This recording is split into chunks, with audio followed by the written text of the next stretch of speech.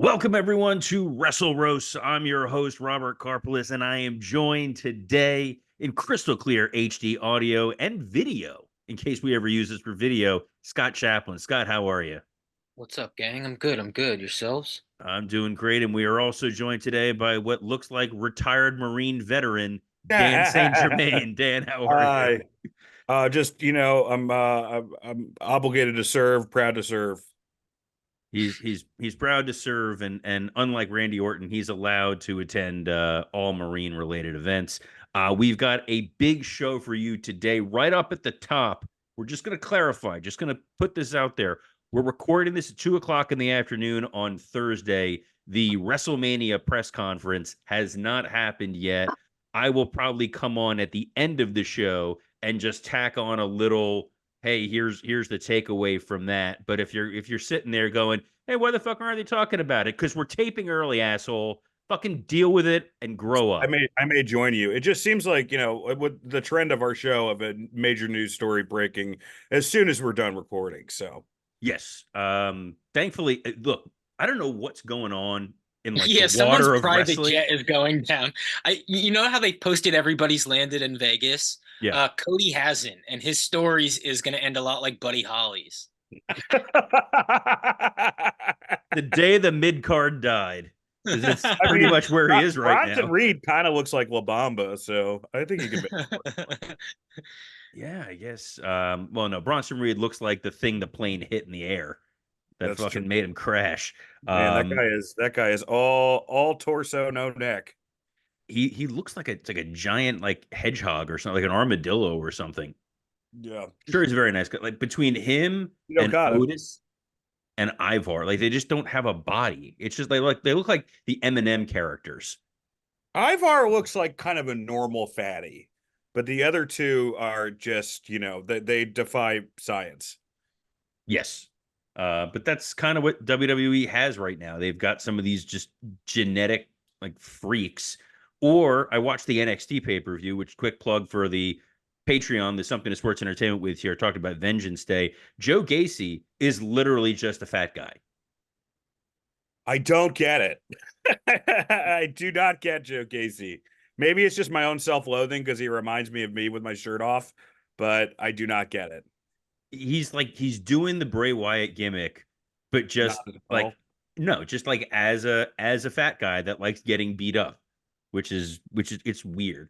But yeah, we're gonna talk a little bit of the Raw opening segment. Touch on a little bit of what's going on in TNA. We're gonna do Dynamite or Dud, high spot, low spot, all the good stuff. Scott, we'll check on you for a minute. How are you doing, man?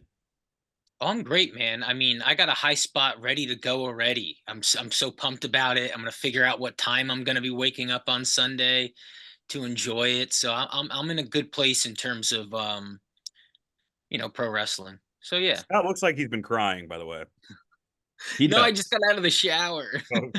Why does that affect your I really need eyes? Sunday to work out. Wait, hold on. How does showering affect how your eyes look? Well, I don't know. I mean, everything's red. You see, it looks like I have rashing all over. No, it's Yes, just your eyes, man. yeah, no, It's my Irish skin, dude. you Scott you Scott washes his eyeballs when he's in the shower. you look distressed like Tony having to make a big announcement on Yeah, you're camera. supposed to hold them open like this Ugh, please in don't the do that. shower, Please clean don't do them. that again. That's Clockwork fucking Orange. horrifying. Um, yeah, so I think, the first thing to touch on after we did the show last week, I'm trying, dude. I'm trying to keep us on the rails here. Um, the Cody Rock stuff went all kinds of fucking sideways and crazy over the weekend. We want Cody trending all over for a couple days. They open Raw, and I thought the way they handled this was actually kind of brilliant.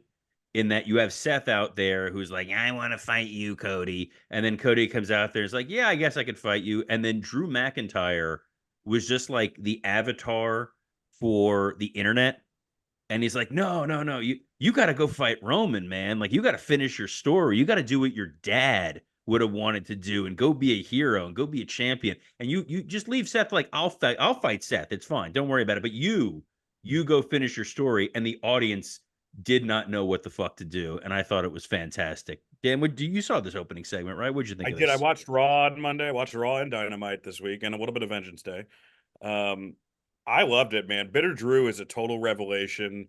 I think, I think that the problem is that he's gonna start getting that CM Punk pop of like telling the truth. He's eventually just gonna become a baby face, and it's gonna be interesting, if he becomes a baby face. Hopefully they don't fucking, do this, like the Vince Sports Entertainment with him and put him back with the sword. But this Bitter Drew just like shitting on everything. It's just great, man. And apparently, like this kind of, he's their Bret Hart in the sense of like, kind of having a top spot, but them always wanting to put somebody else in that top spot.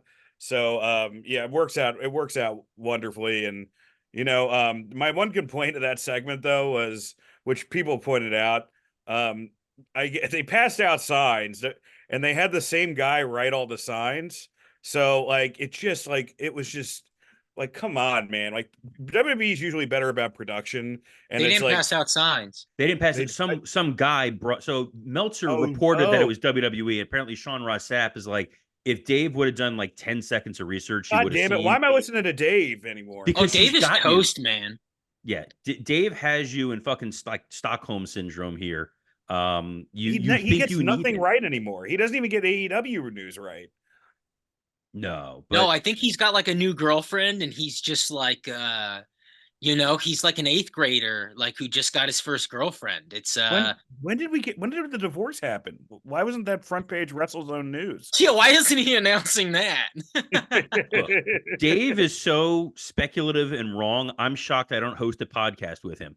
Um, I'm joking, but not really. Look, at the end of the day, yeah, someone was I've handing only out been signs. wrong like 10 No, times. not you guys. I'm talking about other theoretical podcasts that may have existed. Oh You yeah, guys are that's right. great. Yeah, you really know how to pick him, Robert. I You, I've only been wrong once. Every you show I've done, always next been you're great. gonna fucking co-host with Marty Jannetty if this keeps going. Yes, it's going to be the three-legged show. Yeah. Sorry about that. Poor Marty. Did he lose his leg, or was this another like Marty bullshit thing where he's like, "Oh, they're cutting off my leg. You got to send me money." I don't know. Well, I read it, and it was so he said they're cutting off his leg, and then he said that his sister had passed away. And the way I read it, I was like, he might be saying that like his sister is like his leg. Like, how some people go like, she's a part of me. Like I'm like, is it both the same things? Like it's very weird how it's written. No. I know we don't have wrestlers on a lot anymore, but we really should get Marty on at some point. If you thought Scott's audio is unreliable, can you imagine trying to get Janetti on from like a Cricket wireless pay-by-minute phone? Oh, it would definitely cost us like $25. We'd just have to Venmo him or something. But It'd be yeah, I yeah. don't know. With Marty, you never know, man. The world of Marty Jannetty is so crazy. You just never know what's real and what's not real. Well, I guess we'll know if he loses a leg. Yeah, that's true. You can't fake that. You can't fake that, and hopefully, WWE doesn't try to sign the wrong one-legged guy again. But He Laurinaitis seems has like had a the rough kind of year. guy that he sold his leg, and now he's saying that he's got to lose it, but it's just like he's willing to for like $500. Well, It's no, on. we're gonna Yeah, know when you see it's it. Like on. it's gonna be behind Conrad It's with gonna like be. bite marks taken out of it, but it's gonna be behind Conrad. I bought all this discounted Brock merch and Marty's leg. There's a fire sale on Etsy. I kind of feel bad for Brock. Is that like, if only because we don't know anything with anything. I'm clarifying this, but the text messages that like Brock sent back to Vince, it did not feel like Brock was like, yeah, this is a legitimate offer. I want to have sex with this woman that you're like keeping as like prisoner. It just kind of felt like he was, like being a dick and just kind of like fucking with him and was like, oh, you're not going to want me to fuck your girl because, you're not going to be able to fuck her after. And now because of that, he's forever canceled. Well, from I don't think he's. stories I've heard about Brock, it's he lives in his own little world, and he thinks he is like king Viking. Um, and so yeah, like if you take any of his days that he's ever existed and you just hold it up to regular people, like it's like, yeah, you can't be dictator in life, and I think he is.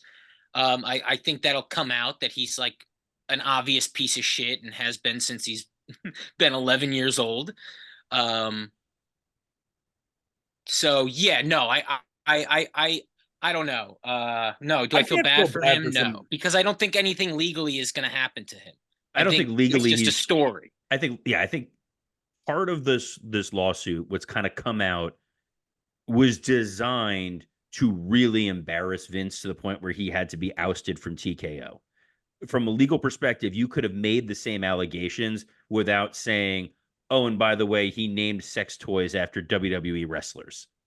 That's not legally actionable. Dan, you can tell your wife it's okay. But we, Um, but we really appreciate it though. We really needed to hear that. I mean, that was the juiciest morsel from and that. that's what it. Some of it's just sort of it's salacious and fun, and it helped TKO do what they needed to do. But I don't It think it was like helped from a legal perspective. it was a lawsuit tailored for the cover of Daily Mail. I do think that like I don't know, man. I mean, like, Brock may have not done anything, and who knows, so I'm not going to speculate, but he's got so much fucking money. And I do think that, like, if this is all that comes out, you should probably, still bring him back to the Hall of Fame at some point. But it's not going to be anytime soon. And, I don't think Brock's coming back to UFC, WWE as a wrestler. The only thing I could see him doing, possibly, is doing one of those like gimmick celebrity fights, like a Logan Paul sort of situation. Just something that would be like a quick payday. But the guy has so much fucking money.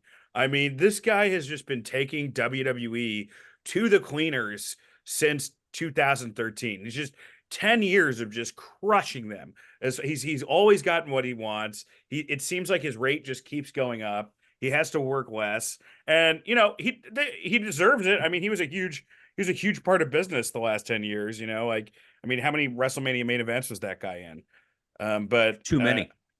too many, Too many. too many. I do think like I think it's good for the product if you move on from him too. Even if he didn't do anything, um, like I think it's good for the product to just have a clean break from Brock. You can't be a monster forever. Um, yeah.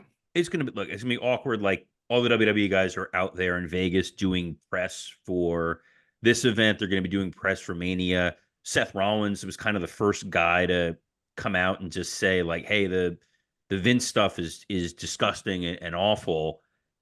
There's no I'd say there's no playbook for it. There kind of is a playbook to some regard, but the wrestlers are just trying to do the best they can of, yes, this thing has happened with someone who does not work here anymore.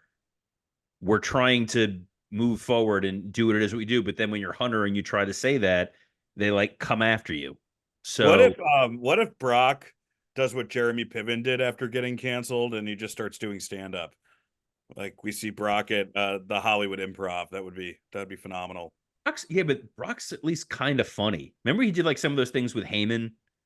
Like he had a couple of good Funny as a lines. character, He's dude. funny as a character. He's not like I don't a want to see relaxed Brock's comedian. I don't I'm want to not see Brock's take on, the Bud Light controversy. That's just going to be like a fucking hate speech rally. Maybe they give him like a show like Joe Rogan. I would love to hear Brock's take, like just give him crazy right-wing conspiracy stuff out in his, fortress with Rena chained to the radiator in the corner. Yeah, I mean, my big takeaway from this is Brock still wins because it's like, oh no, now Brock won't be Brock can't be around people anymore, and he'll stay in the woods hunting. And Brock's like, sounds good to me. I mean, that's like the only time there's a video online on YouTube. The only time I've seen Brock genuinely happy is he was like pelting deer in a hunter's bluff, and like when he picked up the deer, it's like he almost started crying. He like was so like he's like, oh, this is such a beauty. This is such a beauty. Like that's all that guy cares about is just and I saw him like he really enjoyed. I saw a video where he was like at a butcher's and he was cutting up like steers and shit, and he seemed to really enjoy that. Like the The, guy's like a fucking animal. the This guy. scariest Brock video, it's unintentionally scary, but he was at a Zach Bryan concert and they brought him up on stage to sing. and like Brock Oh, I as like a remember giddy 8-year-old on stage singing like of Mice and Men style. It's like any moment I thought he was going to start just like killing people. It was so that. fucking weird. But I don't like seeing him happy is somehow even more unsettling. Yeah. Speaking of unsettling news, we don't know what occurred, but we were kind of praising TNA over the last couple of weeks of they're really getting their act together.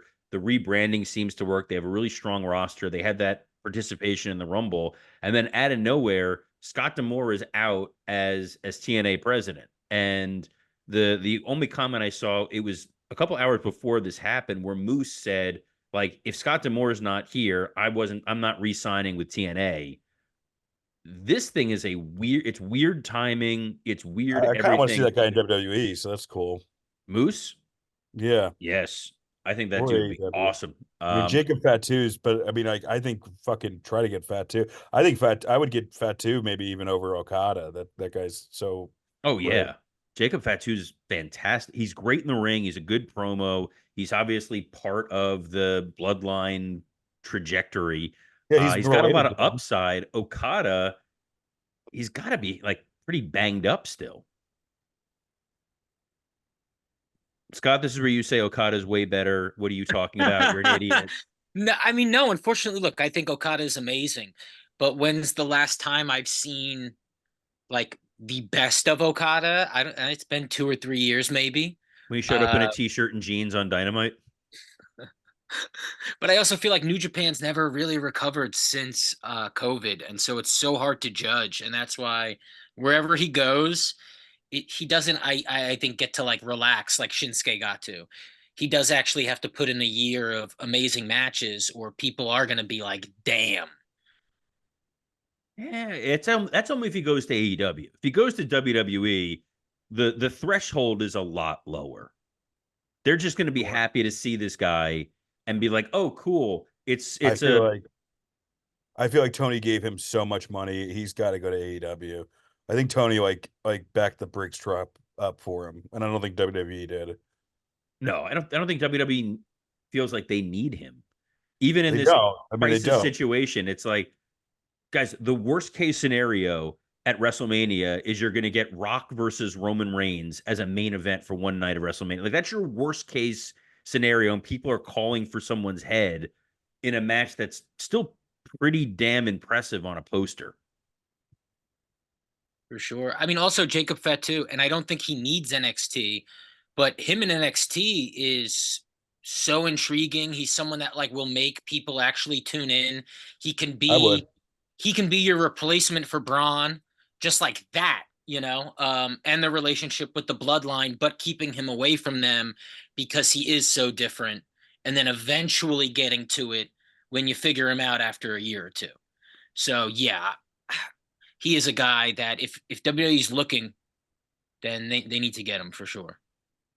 And I think enough time has passed with the MLW lawsuit that they're not going to be afraid to go touch an MLW guy.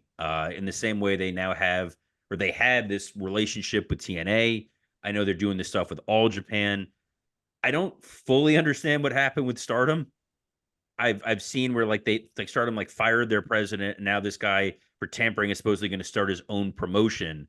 But Tony Khan was doing cartwheel, or he can't really do cartwheels. He's got like brittle bone syndrome, but like was on Twitter posting like gifs of Curb Your Enthusiasm. Like this is so great. The Stardom guy is gone because I guess that guy was blocking Tony from signing people.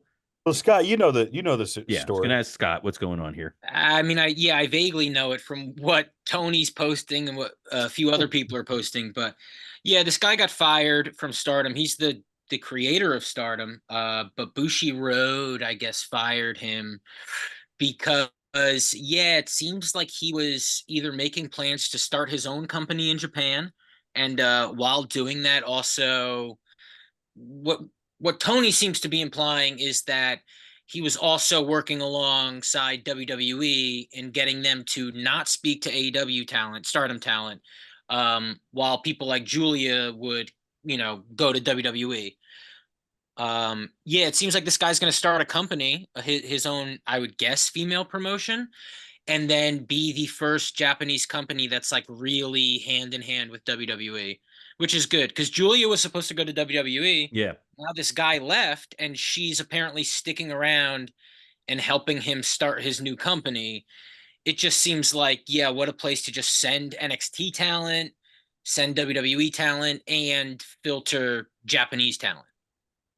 Be interesting to see what he does. Be interesting if Scott D'Amore winds up working with NXT. Yeah, so I mean, there's a few stories going around. There's one that's like Scott D'Amore is a secret bad guy and he's going to be banished forever. And there's the Well, that's story. one individual who has said Sure, that. sure. Not saying who it is, but I'm sure he has Yeah, lots of stuff to back it up. He wouldn't sure. just say this willy nilly and then leave a potential co-host twisting in the wind, the thumb up his ass. But anyway, Hey, yes. move But then over, other bitter. people are Hey, saying that wait, he move over, actually, bitter Drew. Bitter Carpulus is after the chat. No, I'm not getting shirts made up. That'd other be a people great are saying he Karasi wanted a t-shirt. bigger budget for TNA and he might have wanted to buy TNA or something like that. He's And rich, right? huh? I He's heard he's Canadian rich. rich. He's Canadian rich. So Yeah, that's I got like no like clue. Schitt's Creek, like he could buy a motel or something. Yeah, and they just weren't having it, so they got rid of him. And their plan is to really not try to make TNA bigger, which what it seemed like that's what he was going for, right? Over the last few months, that Scott D'Amore really wanted to try his best to make this a big deal. I guess we'll see what happens now. But I think if you get him in NXT working with Sean, working with Borash, assuming Scott's clean and his departure, I have a feeling his departure was not. I don't know anything was not predicated by anything weird behind the scenes because so many people like wrestlers posted like thank you Scott, we're gonna miss you, like Jordan Grace, Moose, all these Yeah, people. it was the outpouring was. I will say this. I don't know anything about the stuff that Houseman posted, but Who? the time the time that I did meet Scott, he was very nice. I met him at the Flair roast, and he was like super super sweet. Him and Jops Yeah. Alexander and my man crush James Storm, who I still takes my breath away, man. When that guy rolled up to me in his SUV and he leaned out, it was like Bradley Cooper and A Star Is Born. Keep going, Robert. Yes, James Storm has a so fun side story. We brought James Storm into MLW. We never actually used him on TV, but we filmed vignettes with him. And the idea was we found this like lone road at night, and it was just him like slowly walking, and it was fucking magical. Like that dude on camera, it pops. So I get it. I thought Josh Alexander was your man crush that came out of that. I don't know if it was James Storm. Well, he's the one I message a lot, but I didn't get James's information. All right. So you got a man crush and you got like your bromance. Two different things going on here. Yeah. James Storm's got the restraining order. Love it. I got a couple guys on my roster, Sean Waldman, Josh Alexander, Stokely Hathaway, the Blade, just some guys in the business. Pat Buck, some guys that I regularly message, no big deal. Like you threw the blade in there, like that was gonna be the one where we're like, ooh, your gateway into the butcher. You can get like mustache techniques. Anyway, speaking of the Blade and Stokely Hathaway, who, believe it or not, I think are both still under contract to All Elite Wrestling. Even though neither one of them exist anymore, we're Stokely's gonna doing stuff with James. Oh, no, he's doing stuff with Chris Statlander. Chris Statlander. Yeah. Yeah. Yeah, I think they mentioned Hello? it on a tout post once. Dude, I watched Dynamite. I don't have time to go back and watch fucking Collision or Rampage unless Scott's like, oh, you got to see this dope thing on Collision. Was there something dope on Collision, Scott, that I don't know about? The last 2 weeks, Collision has been unbelievable. And I gotta say, because I haven't said it, and it's maybe been a month now, I feel like randomly you guys will shit on this Hangman JD Drake match. Like Yes, we'll go, oh, I Collision haven't I haven't sucks. said shit about it. I haven't said shit about it. me and I don't know Mike. if you've seen it. It was like 3 or 4 weeks ago. It was on Collision. It is so good. And I'm sick and tired of people using that as a reference to why Collision is bad. No, you know Collision what, has been Scott? I'm very, going to put very it. good. Look, you're right. The way that they followed that up by making JD Drake a bigger star since this match, I will eat my words. The way they Robert, made you this, you watch. I will say this, Robert. In Scott's defense, you watch AEW the wrong way. You can't compare it to WWE anymore. AEW is just, you just watch it and you enjoy the things you can enjoy Hold about it. on, You hold can't on. expect You can you say that cannot this expect week. anything. You cannot expect anything anymore out of AEW long-term story-wise. You can't get disappointed the same way you get disappointed in AEW in WWE. It's just, it's like watching a scrimmage versus a playoff game. That's fine if they say that they're a scrimmage, but the problem No, they're is, building something very special, and the last few episodes of both shows have shown that they care about stories, and your complaints are dated. look, this I was getting That's Big, wait, wait, fine, already. Scott, I was Scott, getting boys. are you saying, already. I was getting wait, all ready Scott, to say nice things about this week's episode of Dynamite. Now I got to Scott, fucking go the other way. Scott, are you saying big business is on the way? Brother, big business. Dude, I really hate the name. I'm so mad it's called Big It's so Business. stupid. The name is so stupid. You know, And because it's just there was a setting post them going up for a around fall. for the last few weeks, a post going around where it was like it was going to be called The Statement, and I'm like, oh, that's cool, because the bank statement is Mercedes finisher, or Yeah, that's cool. money But then, statement, or whatever it is yeah. now. Yeah. Cashing the check, I think, is her finisher now. Um, but yeah, Big Business is it's not a great name, but I do think it's going to be a great show. And last night's show was great. And if you want to start up top with that first match, We go in order here. Yeah, Swerve and Hangman Adam Page put on a fucking classic to open this episode of Dynamite. They did the 30-minute match. They did the double turn without making it obvious. Hangman denying the 5 more minutes and saying, "You got to beat me," and you didn't. Incredible. I thought this was fantastic storytelling. They paid off what they built for the last couple months. Swerve as the strong babyface, Hangman as the delusional heel, and then Samoa Joe just kind of stuck in the middle as the guy who's going to beat people up. Loved it. yeah, it was a big wow for me. Obviously, I think we felt that it was going to be a half-hour draw, right? I Yeah. wish they did the countdown like they did in Omega Danielson. You could hear it in the arena and on television when it was like 5 minutes, a minute, or whatever. I'm almost certain they did that. And so I wish they did this, even though it did come as more of a surprise, and I I was like that it was a fine with it. surprise because I wasn't paying attention and realized like, oh yeah, 30-minute draw just didn't occur to me. Sure, and I was fine with it, and I again I really did think we were going to get a 30-minute draw. Eh, But man, that Oh, last wait, few wait, wait. minutes, Breaking news. Breaking news, guys. what? I just got this from Dan Soder. The Rock was just on Pat He was on McAfee, Pat's show, yeah. and he apparently like went full Hollywood Rock and roasted all of Cody's fans. Oh, I Called, saw that clip already. Yeah. oh, all right. Never mind then. Sorry, keep going, Scott. I feel stupid now. He just go what The Rock says is he's like, yeah, and I get it. I love Cody, and I want me and Cody are boys. I want him to finish his stories. He's like, but then there's some people. He's like, there's Cody, there's the Cody fans, and then there's the Cody crybabies. And then he's like, ew, I think you made me. He did that Rock thing. Yeah. Yeah. I'm watching this. It's amazing. If this is the Rock we're getting, Dan is watching Like it. you're watching the middle of us recording, by the way. no, I mean, I just It's even better. If this is the Rock we're getting, that's just fucking amazing, dude. Yeah. If we're getting fucking Hollywood Rock, fuck it. Have him take the title and leave for 6 months. That would be amazing. Okay, so here's the thing. So this was going to be my low spot. May as well just talk Why about is it now. Scott shaking his head? That's, you Hold on. No, you wouldn't love Hollywood Rock? Hollywood Rock. No, Come no, on. nah, because No. Hollywood heel Rock. It's great. no. no, because you can need him against Oh, Roman. you But no, guys are- I think the thing is, You guys are both unfun in very different ways. no. Well, Both okay, of you first of don't all, like the magic of wrestling. Neither I'm of you, different fully ways. You unfun. both ruin wrestling for me. I'm unfun, but from Rock's perspective, like this is my low spot. Like they were sending death threats to his daughter on Twitter, like these fucking delusional, entitled fans.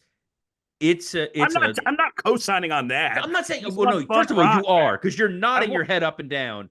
Zach, post the video. Dan is giving I big want- thumbs up. I want WrestleMania 19 Rock back, man. I want when he's like, fucking what all the shit he was doing with Hurricane. That's great. You want Rock and Hurricane? Okay. I don't want Hurricane back, but I want that type of flavor of Rock. That's Why what do I'm you trying hate to say. Shane Helms? Shane Helms works there. He's one of the producers. A good guy. I We want like Shane Shane Helms. Helms. I just don't want him on screen. So just to recap, Dan hates Shane Unfun Helms. Robert. He Unfun wants people. Robert. He wants people to kill the Rock's daughter. Get it? No, but it's like. By the way, guys, Robert is really his hair. He is really combing it back like fucking Tommy Dreamer now, as yes. as his comb over of the bald spot. It's really fresh. I'm holding on to my hair like Rock is holding on to his relevancy in the main event. No, people want to see my hair. They want to see Rock in the main event. They wanted to see Swerve and Page with a clean finish. We didn't get a clean finish. We get this triple threat match. Dan, what'd you think of this Swerve Page match that you were so enthralled by Scott's take that you weren't watching shit on your phone? Well, I mean, it was look. I try to break breaking news on the show. I'm the Meltzer of the show, in the sense that I'm probably on the spectrum, and most likely I'll get a divorce. But yeah, I mean, I thought it was really good. I think. What do you think, Scott? That was the second best match of their series. Yeah, I'd say so. And again, it was more than the match, because I think we all knew it was going to be that draw. It was that last few minutes that I just didn't expect. It was perfect storytelling. It was a double turn without being a complete double turn where we're confused. Like there's still a few more steps that Hangman needs to make in order for us to be, like write him off. But wow, yeah, I just loved this. I thought this Little was bitch awesome. Hangman is a great, it's a great character. Yeah, and not catching it, like he's tripping over himself. It's just so good, so good. Yeah. So we follow that instant classic with another instant classic: Tony Storm versus Red Velvet, with Deonna Purrazzo on commentary. Straight from your mama's kitchen. That's stupid that she keeps using that. She needs to do that. Feels racially insensitive. I don't want to know that Red Velvet's like in my If you think mama's the way kitchen. I said it is bad, check out Excalibur. No, I just meant like the implication that she's like the housekeeper. I don't know. Is it like, is she Mr. Belvedere? Which would be a better gimmick than this. Yeah, this was a, whatever. I mean, I Deonna Purrazzo hasn't really clicked for me yet, but maybe she'll surprise me. No, she hasn't. And then it's like weird. The only thing that was kind of funny, like a week ago, when Tony Storm said something about like, they shouldn't be body shaming you when there's so many other things to shame you about. I thought that was kind of a funny way of taking that controversy. Look, she's the Fiend, man. Yeah, She's I know great at vacuum. You said this, but I did. Yeah, well, it's true. She's great at vacuum, but she can't really. The character's so unique. It's hard to get other people over. Well, no, we haven't seen her go against anybody who's at least slightly over to see if that's true. Deonna Purrazzo is not over. Red Velvet is not over. Riho, not over. Bite your tongue. No. Orange Cassidy and the best friends were in the back with Renee. I don't care. Hour two, unless Scott, you have deep thoughts about Oh no, there. I do not care. I did not care. Yeah. So they're like Orange facing. Can I have a note about this? Aren't Orange Cassidy and Ishii in Chaos together? Like what? Like did they ever explain that? Like is that stable? That's a great point. Done? Is that stable done? Like they bring it up. And is New Japan done with it? Like what? Like it's no. just, I'm sure they'll mention it on a Collision. And why are they fighting? It's just it doesn't make any sense. Because Orange fights title, people. I guess. Yeah. That's pretty much that's Orange's gimmick and the way you book. I guess they're the fighting for a title. apathetic workhorse. That's what his character is. Yeah. Also, it's weird if you bring in these guys like Ishii and they just lose all the time. They don't matter. Yeah, well, they did. No, you're not wrong about Ishii. I think there's some people who can come in and lose. I think Ishii is was a super talent, and they should have, given him more shine before he did lose on AEW. I agree. The next match was the Blackpool Combat Club against the CMLL All Stars. I didn't write down the names of these guys. I know there's a bunch of memes and jokes about them, but I thought the match was at least a really fun 6-man tag. Yeah, I was crazy about this. I loved this so much. Everything they've done with the CMLL guys has been really fun and just as good as what we saw in this trios match. They had a match on Collision too that I was crazy about. Even a match on Rampage last week that was fun. And I'm assuming, oh yeah, Matt Sydal is fighting like Mystico or something on Rampage this week. But anyway, I guess what I mean is somehow they have made me very excited about guys that like you said, I don't know their names when I see them, you know. Three new guys show up, every week. Three other guys hop in the ring, and I'm not bothered by it because the wrestling is really, really good. Which is like almost never the case when luchadors show up into promotions. There's always like, or at least maybe it's just that WWE thing where they're botching. There's like a lack of communication, like a weird I don't know. It's kind of why NXT is there, right? But this has worked, and maybe it is because it's guys as good as Danielson and Seidel and Claudio. But I've just loved every minute of this, and every guy is like bent over in my eyes. They have, except, and we talked about this before, like treating them like outsiders, then having like 2.0 and Christopher Daniels run in to clear the ring. Because it's like, well, they don't like each other, but they really don't like these CMLL guys. No one's buying an invasion storyline. I agree with that. Yeah, and I hate every time at the end of one of these moments, it does feel like an invasion where it shouldn't be. It's like we have a working agreement, and these guys come here and wrestle. It's not Well, an invasion. My thing though is, it's like if this is going to be a program, you beat him, like right now. Like I don't care about this next match. I think they Like beat him every time. yeah. Like why should I care? Yeah, Like, I don't want to spoil Rampage, but or did they beat Relax. someone on Rampage? yeah, Oh, okay. Seidel loses I on reversed my Rampage. They opinion. always win on Rampage, and then they lose against Blackpool Combat Club. Yeah, but Rampage is kind of where like shitty storylines go to die. Next up, the Kingdom beat up Chuck Taylor to set up their match on Rampage. So this Devil This is just storyline, fucking garbage, this dude. Devil So storyline officially bad, is the so worst bad. fucking thing they've This done. this is I think this is the worst thing in wrestling right now. Like story, not the worst thing behind the scenes, but the worst thing. Kayfabe. This is the worst kayfabe thing in wrestling. Would you agree, Scott and Robert? Oh, I hate it, man. And I was Yeah. really high on this episode last night, and they cut to the whatever United Kingdom. What are they called now? United But Empire. yeah, they're No, Undisputed Kingdom. What the? Undisputed Kingdom. My good. I wish they were the United Empire. Yeah, it is such a fail that, So bad. like, man, the way they were Adam Cole's delivery last night, it was all just like, even they are defeated. Uh, so bad, so bad. And the fact that this Roderick Strong Orange Cassidy match is already like a shoo-in basically for the next pay-per-view. Even Yeah. though we're getting Cassidy versus Ishii on Saturday, which I don't get. And I don't think anybody wants Cassidy versus Roderick Strong on a pay-per-view. Nobody wants that. Well, it made sense when the whole like their mission statement was like, "Hey, we're gonna go win all the titles." So Roderick, go get the whatever title, which is kind of what the NWO did at one point. Except the only titles they have are they're like the Ring of Honor, they're the Ring of Honor tag champions. Yeah. No, The wait. thing was- Yeah.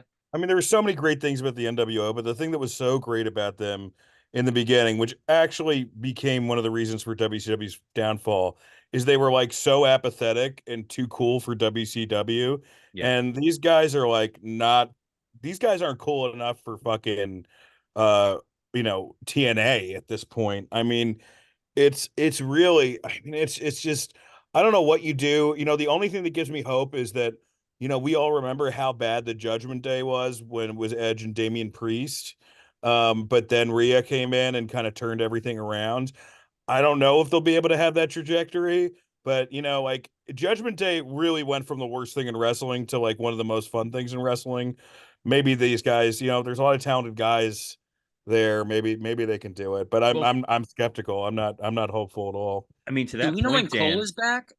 Because no, that's no, that's the deciding factor. he's still got a couple months, but like we talked about back when it was like who the devil was, for a while we kind of said maybe it's going to be Britt. So that same Judgment Day thing, like if Britt was leading these guys and just like the Yeah. Rhea Ripley of this group, maybe that's what you need. I don't know. What we do need It's more Tony Khan big announcements. Tony Khan comes out clearly reading off of cue cards from Saturday Night Live, like down and to the right, as if he was delivering a middle school book report to announce that in Boston, it's going to be big business. It's going to be great, guys. Mark your calendars. We can't sell out 2,000 seat buildings, but we're going to sell out the TD Garden on the chance that you might get to see Sasha Banks, who couldn't really draw huge numbers for New Japan when she was in Long Beach. But She did Yeah, but okay. she did people like okay, her but that was like a context 3,000 with. seat building, Dan. I said she did Yeah, okay. but I think and people it's- like you know, I unfortunately they don't see New Japan as like a giant debuting place, and so it's just viewed differently. I think an AEW debut is a big enough deal. I also think we're not just getting Mercedes. That's why they spelt Boston BOSS with like dollar signs. Because they're making it apparent that it's her while also giving us something else. And I think that's why it's called big business, because we're going to get 2 or 3 things, which would be Mercedes. Big Show. Oh, yeah. I mean, I hate the name. I hate the name. But Mercedes, Okada, and maybe Osprey will be there by then. Well, isn't Osprey cleared for the pay-per-view? Isn't that when he's supposed to be able to debut? Yeah, so I know he has a match. His final match in New Japan is this Sunday, the 11th. Okay. And then he has a match in the UK, but I don't know when it is. I don't know if it's the first week of March or the end of February, but that's his like last show before he comes to AEW. So, yeah, he'll be around for March, I guess. So But then you run the risk of Mercedes fans love her so much that if you make the night about anybody else along with her, they might bitch. yeah, that's kind of the Which is fear I had when very they said annoying. that. Yeah. Now, Yeah. unless is this is after the pay-per-view, right? Yeah, like 2 weeks after the pay-per-view. Because I would think Okada or something debuts at the pay-per-view, and then it's like, we'll have our first night of Okada on the show, plus this surprise of Mercedes, or like Okada's first match, plus Mercedes. Yeah. He's the rainmaker. It rains money, folks, I mean, look, it would make big sense. business, dollar It signs. makes big business. It makes sense if Joe retains at the pay-per-view, and then the next week Osprey comes out, and you're like, oh shit, we're gonna get Osprey and Joe at some point as the next big feud, and then big business is, yeah, you're bringing in Sasha. But if you bring in Sasha or Mercedes, whatever, and Okada, that's a waste. They're gonna be muddled. I don't know. I think it's just what they have. It's not a matter of, it's who they got. And so now they just got to bring them all in and sort shit out. And the idea of Joe having the title, what sucks is a debuting Osprey or a debuting Okada, right? Oh my God, Okada shows up and he challenges for the title. I wouldn't complain at all, but they re-debuted this ranking system where all we have to do is look at the ranking system and we're going to know before the pay-per-view's even over who technically gets to fight for it next if we're judging it off of a ranking system. Which is obviously going to be JD Drake. Yeah, of course. If you've been watching Collision and Rampage. No. We got Chris Jericho versus Takeshita.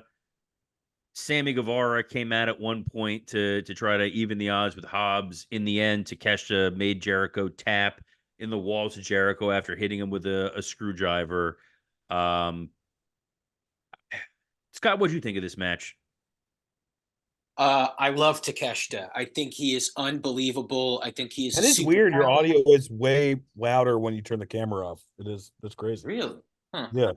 Both are good. But he is. I think he's a super talent. And I think working with Chris Jericho doesn't do him any real favors currently. I think having Don Callis as his manager doesn't really do him any favors.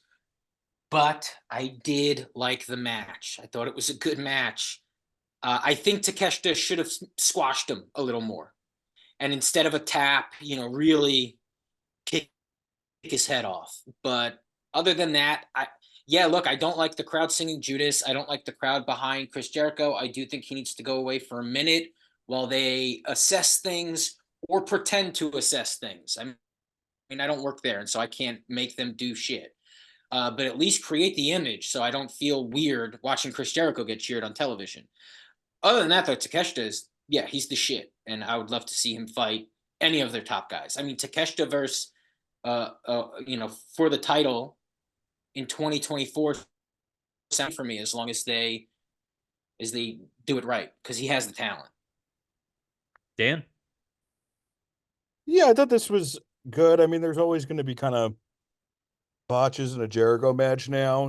It's just he's starting to, the problem with Jericho is that the way he's gotten fat is that, like, because there's all this, like, all the center of gravity is in his tummy. It's harder for people to do spots with him. Like, it's easier for people to do spots with Otis because it's all thick. And Jericho, it's clearly just he's got the booze belly. So, like, like the botches, I don't know, they just seem more pronounced.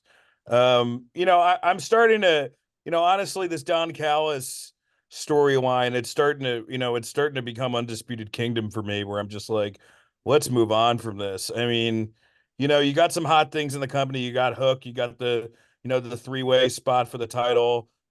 Focus on that shit. Who cares about Jericho, man? It's But they like like stick with guys that no one nobody cares. Like, cares. they don't care about him, but then you have like Eddie Kingston win those triple titles, and then he just kind of vanishes off of Dynamite. Yeah, that's crazy. It's like have Eddie in a blood feud with somebody. Remember how fun it was when he was in like blood feuds with Punk and Moxley, and instead like they're making him into a workhorse? It doesn't make any sense. Oh, he's in a great feud with Danielson right now, though, on Collision. You're right. Yeah, I do like that feud. I do like Yeah, that feud. that's good. They should, but they burned it. But they burned those matches. They've already had like 3 matches, right?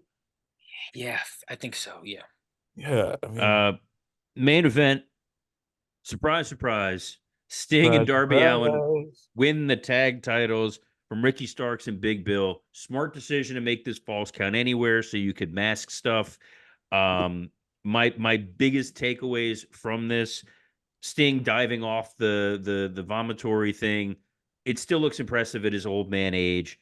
Ricky suddenly looking hesitant about trying to spear Sting was kind of confusing because that really hasn't been his story of late. Um, Sting missing the kick out kind of sucked. But the big thing was after the match, the Young Bucks attack Sting and Darby, and they attack Sting's kids, who look more like main event wrestlers than the Young Bucks. Sting's kids looked like the most athletic, dominant guys on the entire show. And they are civilians who got beat up by children with baseball bats. Well, those boys are like the size of the authors of Pain. Yes. They're Yeah, big big. boys. He's They're got bigger. big sons. They're Damn. bigger than Sting. They're bigger than Yeah, Sting was in his prime. Why didn't they much. go into business? The whole time I'm like, Tony should sign these guys and build these guys. Because they got to be old now. Like Sting is 60 something years old. So his kids have got to be in their like late 30s, early 40s. Hey, I could go. Yeah, you're like Diamond Dallas Page. Yeah, man. And that you're both probably wearing sweatpants. I am wearing sweatpants. Yeah. Match was fun, though. Match was fun. It's the match same was old fun. Sting match. Yeah. Big Yeah, Bill was great. Big Bill was. This was the best Big Bill I've ever seen. My only thing is, like, again, this is like with AEW, like just throwing too much shit at the wall. Save the fucking V trigger with Darby Allin for next week. Like, this week, it should have all been about them beating up the Suns. And instead, you have this moment because, like, that was the oh shit thing, was the Suns getting beaten up. It wasn't like we've seen Darby get fucking murdered before. So just do the Suns getting beaten up. But it's like Tony just can't fucking help himself. It's like, he's like almost like Carlos Mencia, but as a booker, like he has to do like an hour and fucking 25 minutes or something, even though the crowd just wants 45, and half of it's ripped off. So I was gonna say that was a great fucking punchline there. I like yeah. that. Yeah, it felt like a lot. I mean, the Big Bill sidewalk slam onto Darby on the outside where I thought he killed him looked really fucking impressive. So I thought that looked good. The finish was what it was. Ricky kind of had a little bit of boo-boo face. It felt like he knew, like, we're going out here to go do this. And then immediately get shuttled to the side because we got to focus on the Young Bucks. Excalibur then saying, like, it's no longer the BTE trigger. It's the EVP trigger. They said that earlier today. I like So that. that was so fucking goofy. I like it. It's It's fun. fine. It was just it. I thought that was goofy, but yeah, we're getting where we need to go for But the the opening problem and is that closing, and it worked. this whole EVB character, it's like they kind of like they totally took the gas out of it by like saying, in that first promo, like we're here to destroy all these WWE guys, except for Sting. Sting's cool, and Darby's a AEW original. So it's just a weird, like I know they have to do this match, but the whole characters, the EVB characters don't really line up with their new gimmick doesn't line up with this version of Sting and Darby. Yeah. The only way this could have worked is if they ran out there and they're like, we can't have an overrun. You guys are taking too long. And then they beat them with bats because they're Yeah. trying to preserve, like, at least then you're vibing with it. But Scott and I talked about this before. Like, Sting and Darby do not need to be on an insidery, smarky kind of storyline for Sting's last match. I still think this should have been FTR. I'll say this every week until they prove otherwise. Is Yeah, but we FTR got on that Collision, match by the there. way? You got that match already, yeah. So what? You can still do it again. Who cares? They yeah, they're in the trios with Daniel Garcia now. And they're really pushing Garcia. Garcia looks like he's gonna fight for the TNT title at Revolution against Christian. Well, Garcia said his contract's up in a couple months, so I guess they got to try to Wow, yeah, keep Tony him pushes them happy. like hell, right? Yes, he wants to make Whenever them look that's good when they show up on Ooh, Raw. All right, let's wow. do high spot, low spot. We'll get out of here for now, and then I'll be back at some point after this. It'll be momentarily for you guys talking about the fallout of the press conference. Scott, what's your high spot, low spot? Well, look, I do think that they are going to make corrections at the press conference that I will probably be fine enough with. I do not, this is my low spot. I am not buying in to this idea that this was exactly the plan the whole time. Stop telling me that The Rock is Andy Kaufman. Andy Kaufman didn't shit his pants on stage and then tell you you didn't smell shit and there's no shit in his pants. This is, you took a shit in the ring and now you're telling us that's not what it is. We saw it. We know what happened. Let's move on. I'm glad they're course correcting. Fine with that. But that is my low spot, is this idea that every single step of this has been part of the plan. It's just lame and a lie. My high spot is this Sunday. New Japan has a pay-per-view. I guess it's a new beginning in Osaka. And here are the matches. You're getting Zack Sabre Jr. versus Bryan Danielson for the first Whoa. time in Japan, boys. Wow. You're getting Didn't we Okada just get versus that match here, though? yeah. It was Okay. amazing. Yeah, but you want to see it in Japan. I'd rather see Oh it. yeah. I just, Oh yeah. I thought we just had that match. That's why I was like, oh. Yeah, Wrestle Dream in September in Seattle, I think. Look at Robert shitting on Christmas. Keep going, Scott. Not shitting on Christmas, just asking a question, trying to learn, Dan, trying to better myself through culture. You're getting Okada versus Tanahashi for the last time. Well, that's because Okada's So this is maybe his last singles match in New Japan. I think he has one or two more matches after this though. And you are getting the first steel cage match in 20 years. It's going to be Bullet Club versus the United Empire. And I got a feeling since Ospreay is leaving, the United Empire might beat his ass afterwards, kind of like the way the Bullet Club guys always get sent out on their way when the Bullet Club leaders leave to go to WWE or like when they did that to AJ. Wait, hold on. yeah. I'm going to ask a dumb guy question here. I thought the United Empire was Kyle Fletcher and that other guy. And the other guy's injured, and Kyle Fletcher's in Ring of Honor. No, they're Aussie Open. That's Aussie Open. But I thought they were in United Empire. I thought they're part of in United Empire. Who They're else is in there? It's like Jeff Cobb. Jeff Cobb, TJ, your friend, TJP. Oh, yeah. I'm fully aware of that. Robert's like, oh, fuck. Yeah, sorry, TJ. Love what you're doing. It's fucking fantastic. Great O'Con. Okay. It's like stopped right now. I don't know who's in. Now you're gonna make me look it up. Great O'Con sounds like somebody that would have wrestled in like Stampede against Stu. It doesn't sound like a modern wrestler. Great O'Con sounds like what the doctors diagnosed Stu with. No, Brett would say it was the greatest Okan is what killed his father. Yeah, my Okan was much greater than their great Okan. Oh yeah, there's this young dude, Francesco Akira. He's in United Empire. He's great. He's in the match. TJP's in the match. Hanare is in the match. He's great. Good. Yeah. And these young Bullet Club guys are awesome, man. Gabe Kidd has been amazing. Alex Coughlin, Clark Connors is good. So I don't know. It'll be fun. And it's like War Games rules. They announced that like a week ago. And they haven't done a cage match in 20 years. 20 years, yeah. Jeez. Yeah. So while everybody else is excited for the Super Bowl, you're excited for the. Oh, I'll be waking up early for this, yeah. All right, Dan, what's your high spot, low spot?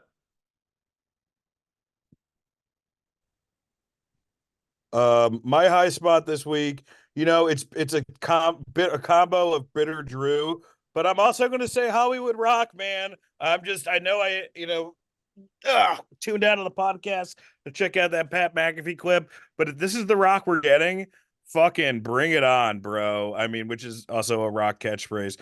My low spot is you don't fucking send death threats to his goddamn daughter. I mean, Yeah. what are we doing here, guys? She has nothing to do with this.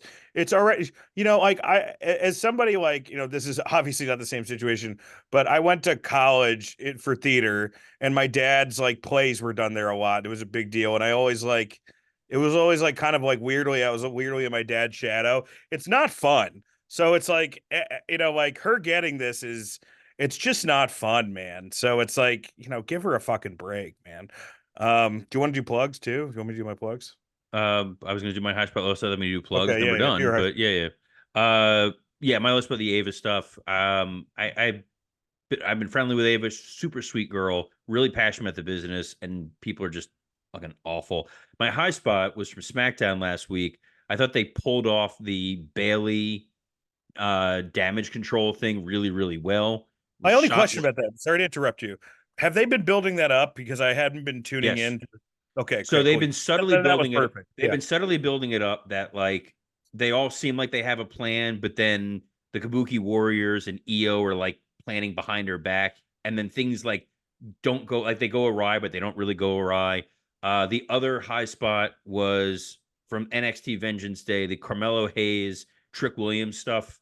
The way that they paid that off over the course of the night, they built it up really, really well. They did the tag match. I actually enjoyed a Baron Corbin tag match, which is fucking That was a weird. good match. It's a Yeah. really good match. Him without And a then shirt on is rough, but yeah, it was a good match. yes, his stomach looks like the progressive box, like it just doesn't look right. Yeah. And then in the main event, the way that they teased Carmelo throughout, and then the payoff at the end, I thought both those stories paid off really, really well, which is what makes this Cody thing even more baffling. What's less baffling is how you can support the show. Signing up as a Patreon at the $5 level. We did a great show. Mike, Dan, Scott, and I were on last week. Then for something to sports entertainment with, I did an NXT Vengeance Day and Raw breakdown. You can go on the iTunes gimmick, go to 5-star review. We haven't done that in a while. Dan, what do you want to plug? Oh, I'm so glad you asked, Robert. Well, my special Dance Fatty Dance comes out on March 12th. You'll hear Scott's voice right in the beginning. It'll be on 800 Pound Gorilla's website, then All Things Comedy website. We're doing a bunch of other pods, to promote it. So you'll probably hear me on there. I just did Stavi's World. And I'm going to be opening for Dan Soder at the Wilbur next Saturday night, which should be a fucking blast, man. Where is that? It's in Boston. Okay. So we're going to be Yeah, doing big business Boston, boys. I think both shows are almost sold out. So, get whatever tickets are left. I mean, talk about big business. 2 Dans for the price of 1. Come to see us at the Wilbur, and at the end of the month, even though I'll probably be on the show beforehand. Actually, it's March 1st and March 2nd. I'm going to be at Dallas Comedy Club headlining. I'm really excited about that. It's a new club. Yeah, dude, check me out. Scott, what do you want to plug? My other podcast, Out for Smokes. Also, this weekend, I'm in Saratoga Springs with Luis Gomez. And next weekend, I'm in Poughkeepsie, New York with Luis J. Gomez. So if you live in those areas, reach out, come see, come hang, come party. Nice. Oh, one other, I'm sorry to interrupt again. Yeah. One other thing, guys, please join my YouTube and Instagram. Anyone here who listens to me who hasn't joined my YouTube and Instagram. It helps me get more bookings the more followers I have.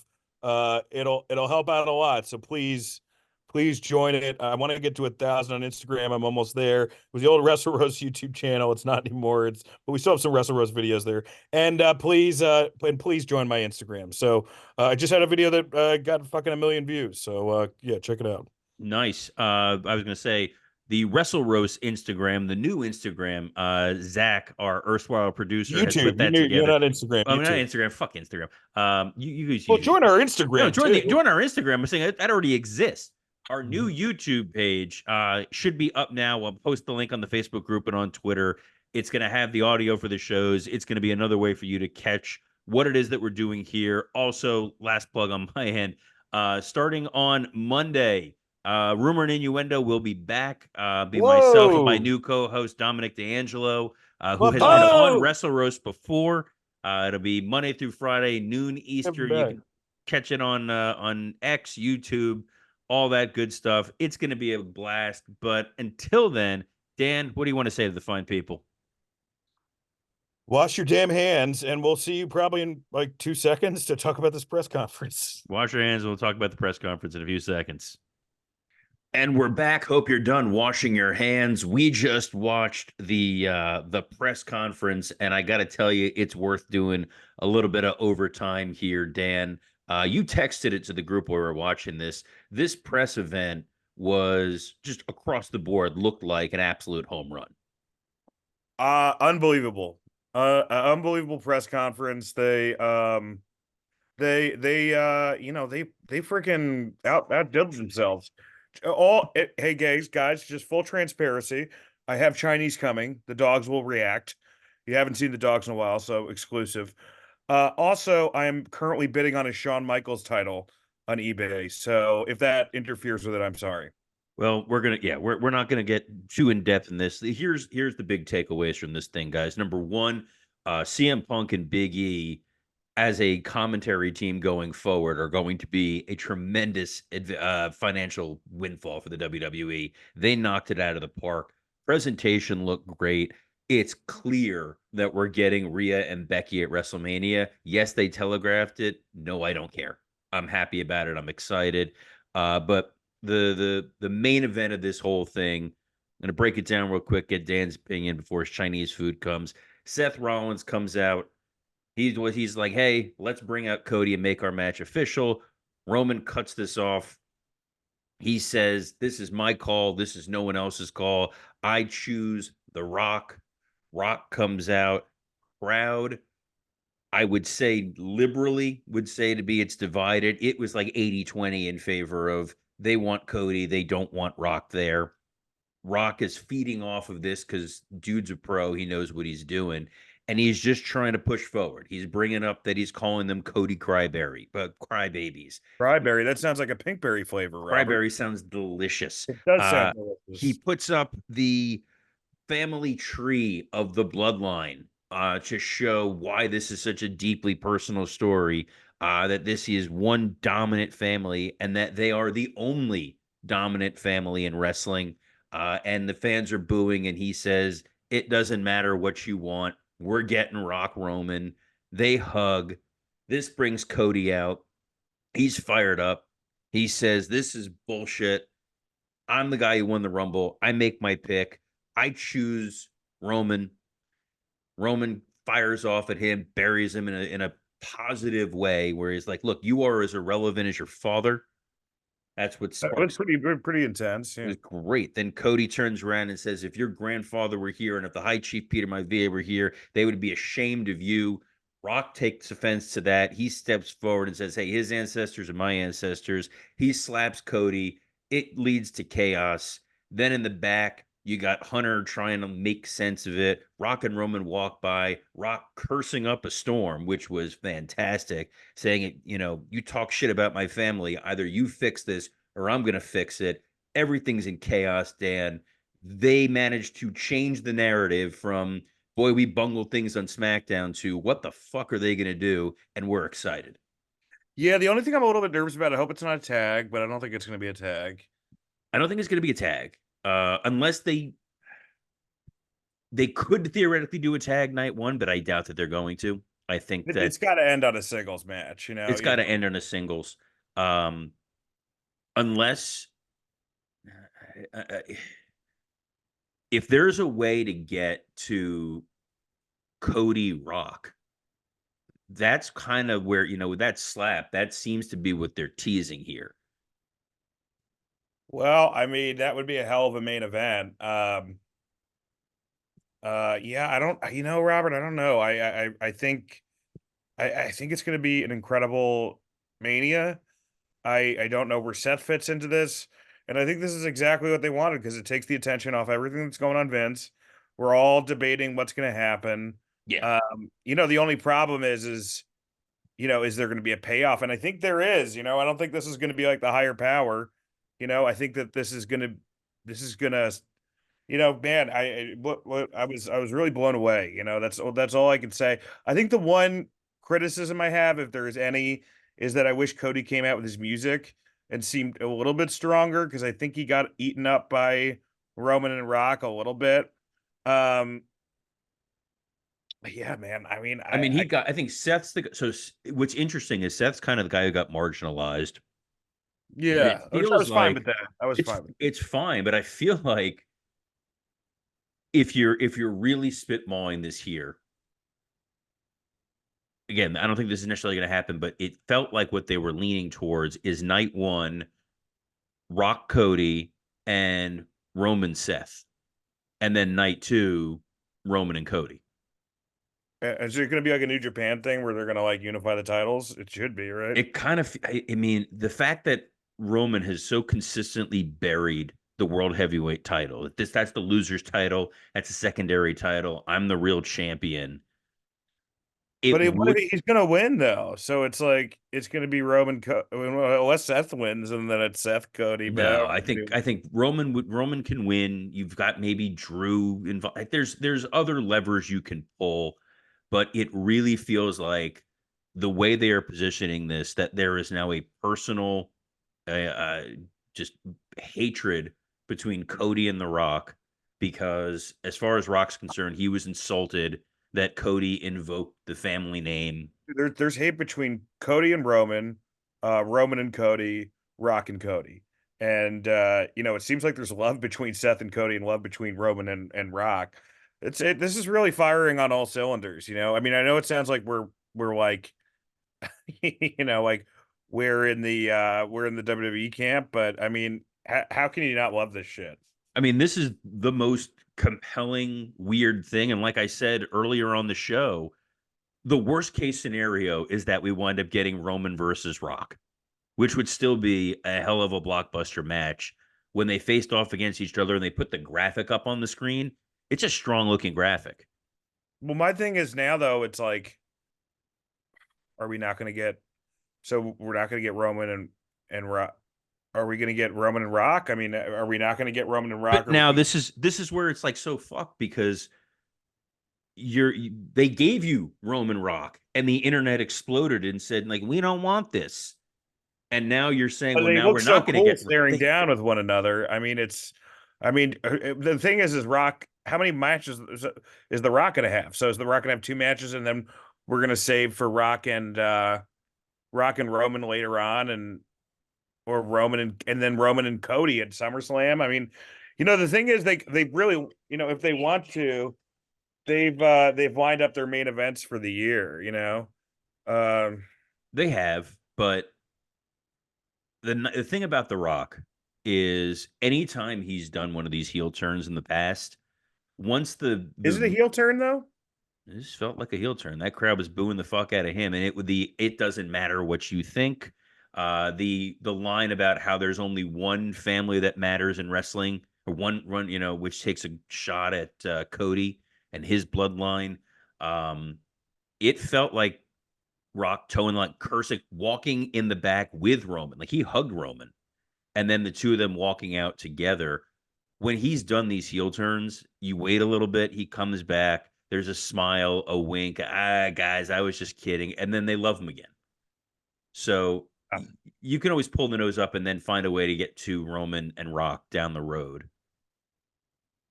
but this was it left you with more questions than answers, which is not what I was expecting. But at least these are good questions and good answers, as opposed to how we've felt since SmackDown, which was, boy, this was a disaster. Yeah, I mean, this is this is something else, man. I mean, the only thing that's weird, it's weird that Cody gave up the spot now, and then, kind of, it looks like he's Indian giving I guess you can't say that word. Native American giving. I don't know. I guess it's just the whole thing. It's tragedy what happened to Native Americans. Anyway, I'll give them my Sean belt. Are you gonna hold my Sean belt when I get it? What is the Sean belt? I signed Shawn Michaels belt. I'm in the lead on eBay right now for $84. So That's actually not a bad price for something like that. not a bad That's pretty price at cool. all. Yeah. You can mount it on the wall behind you. Yeah, Sean, only guy who wasn't there. That would have been fun to have him there as well. But I loved CM Punk constantly screaming, "Punch him in the face." I'm like, isn't that what got you into WWE in the first place? Was hitting dudes in the face. They were having fun, and then the strangest thing about this, guys, is they're playing fast and loose with what they consider kayfabe. Like the way that Big E was talking about leaving while being in the mid card. Yeah. The whole guy, this felt like they're gonna do a tag man. Like they're having the same conversation that we are on TV. Audience is fully on board for this ride. And There's just so many infinite. I'm sorry to interrupt. There's so many mm, infinite main events because it's like yeah, Rock and Punk seem like they have something again. I know we saw that a couple times. Punk and Roman have something. We still have Drew and Punk, Drew and Cody. I mean, this is this is Attitude Era like heat as far as in the main event right now. that's how it feels. It feels like there are Yeah. so many guys, and we're not even talking about the fact that you still have Gunther hanging around, who, when they decide to Yeah. pull the trigger on him as a main eventer, the little mention of Jey Uso to remind people of that was pretty great. Right. And they could always dust Austin off if he wants to do it. If he's not recording a cartoon, fingers Yeah, crossed. they could definitely they could find something for Steve to do. It was interesting. Hunter's opening comments about how this is the new WWE. Like, guys, this is the new WWE. Even when it seems like they shit the bed, they seem to kind of fix it. And Rhea and Becky look like stars. The guys look like stars. Bianca just coming out there and waving to the crowd worked. Presentation for this looked major. It Um, would have been cool if what's her name confronted her, Jade Cargill, during it. That would have really set the crowd on fire. I mean, maybe they're just yeah, saving that for SmackDown. I feel like Maybe- I don't know if they're necessarily going with that, but we'll see. Like I said, this was just a little tail end snippet where we were giving our immediate feedback. We'll be back this weekend, I'm sure, doing some stuff for the Patreon. So check that out. I'm sure I'm going to wind up talking whatever happens on SmackDown. And Scott will probably want to talk some of the New Japan non Super Bowl related stuff. But until then, Dan, what's your final thought before you go bid $90 for the Shawn Michaels title? Thank you. I am at $90 now. People are going nuts for this belt. Title. I think this is the best press conference since Tyson Austin. I was just going to say that the Tyson Austin But shove. Tyson Austin was probably a little bit more interesting, Well, but that one you didn't expect physicality at a press conference. This one, right. it was interesting to see what they did, but they definitely told the story well. Um, yeah, I think that'll do it for us here. Zach will splice this all together, and it's going to be seamless audio. Until then, guys, wash your hands.